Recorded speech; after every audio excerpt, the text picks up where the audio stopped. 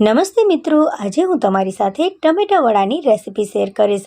આ રેસીપી જો તમને ગમે ને તો તમારા ફેમિલી અને ફ્રેન્ડ્સમાં તેને જરૂરથી શેર કરજો અને મારી ચેનલને જરૂરથી સબસ્ક્રાઈબ કરજો। તો ચાલો રેસીપી શરૂ કરીએ। તો ટમેટા વડા બનાવવા માટે પહેલાં તો આપણે મસાલો તૈયાર કરી લઈએ। તો આ માટે મેં અહીંયા લીધા છે 3 થી 4 બાફેલા બટાકા। બટાકાને એક સરખી રીતે આપણે સરસ રીતે મેશ કરી લેવાના છે।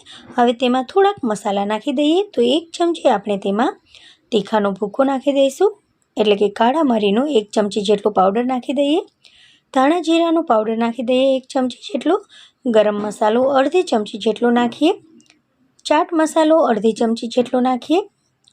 સાથે સાથે તેમાં થોડીક હળદર પણ એડ કરી દઈએ। હવે સ્વાદ પ્રમાણે થોડુંક મીઠું એડ કરી દઈએ।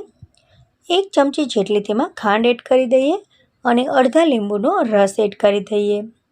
સાથે સાથે આપણે તેમાં થોડીક કોથમરી પણ એડ કરી દઈએ। કોથમરી નાખવાથી આપણો મસાલો એકદમ સ્વાદિષ્ટ બનશે।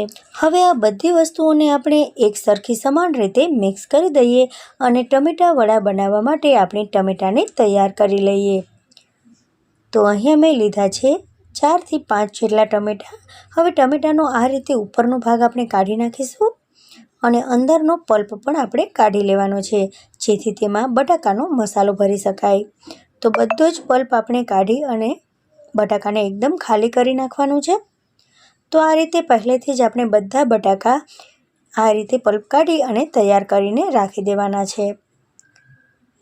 તો અહીંયા બધા બટાકા મેં તૈયાર કરી લીધા છે। હવે આપણે ચમચીની મદદથી બટાકાના મસાલાને ટમેટામાં ભરી દઈએ।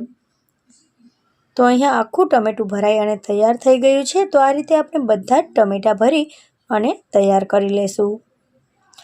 આ ટમેટાના બટાકા વડા ખાવાની ખૂબ જ મજા આવે છે। એકદમ ટેસ્ટી અને એકદમ સ્વાદિષ્ટ ટમેટા વડા બની અને તૈયાર થાય છે। મિત્રો, તમને જો મારી આ રેસીપી પસંદ આવી રહી હોય તો તમે મારી ચેનલને સબસ્ક્રાઈબ કરજો અને તમારા ફેમિલી અને ફ્રેન્ડ્સમાં આ રેસીપીને શેર જરૂરથી કરજો। તો બાઉલમાં મેં 1 વાટકી જેટલો ચણાનો લોટ લીધો છે। તેમાં થોડુંક આપણે તીખાનો ભૂકો નાખી દઈએ।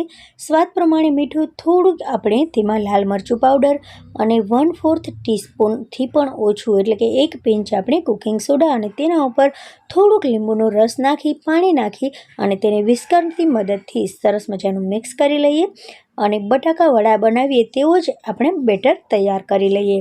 તો અહીંયા આપણું બેટર બની અને તૈયાર થઈ ગયું છે। હવે આપણે તેલ ગરમ કરવા માટે રાખી દઈએ। તો અહીંયા તેલ ગરમ થઈ ગયું છે કે નહીં એ જોવા માટે થોડુંક આપણે બેટર તેલમાં નાખી દઈએ। તો બેટર તરત જ ઉપર આવી જાય છે।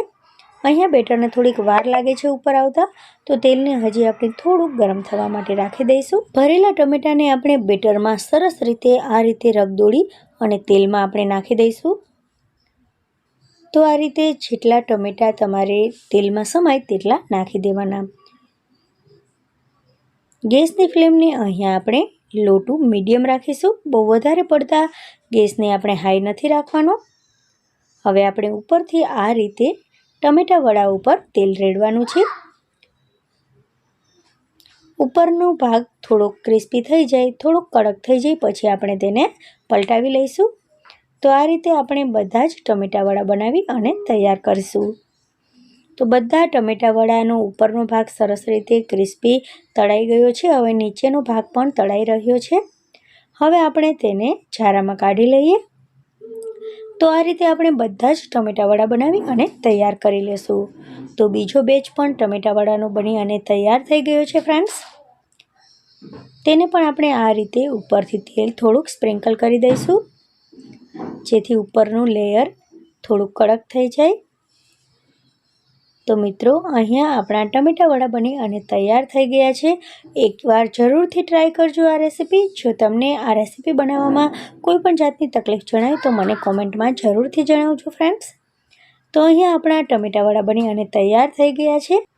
આ ટમેટા વડાને તમે સોસ, ચટણી કે પછી ચા સાથે પણ ખાઈ શકો।